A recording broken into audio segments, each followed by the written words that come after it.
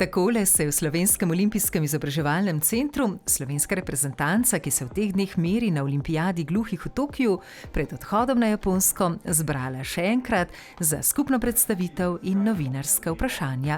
Pripravili pa so jim tudi popotnico pomembnih informacij ter zanimivih predavanj. Napetost je počasi rasla in športniki so komaj čakali, da se podajo na pot. Ko mi čakajo, da se tekmovanje začne in da bom lahko pokazal to, kar smo trdo delali vsa leta. Počutim se posebno, veselo, ponosno, da zastopam našo Slovenijo. Malček nervozno, ampak tako, vesela sem, ko mi čakam. Olimpijada gluhih Tokio 2025 se odvija med 15. in 26. novembrom. In takole so se naši športniki predstavili na slovesni otvoritvi. Čast za stavonoše na svečanem mimohodu pa je pripadla odličnemu igralcu tenisa Marinu Keglu. Slovenijo na igrah zastopa 7 športnikov.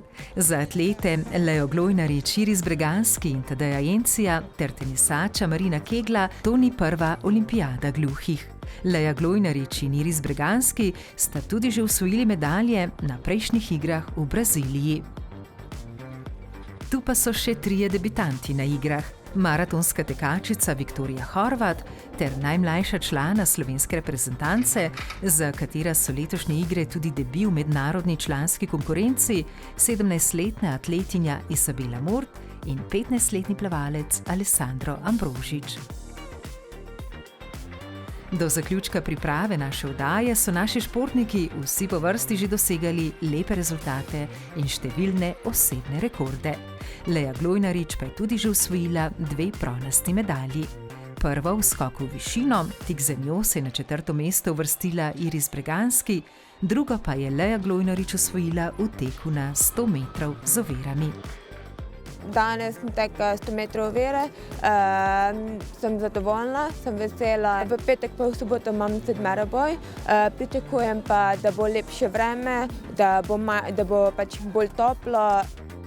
Olimpijada gluhih se bo zaključila 26. novembra. Naši športniki bodo do takrat še nekajkrat stopili na tekmovališča.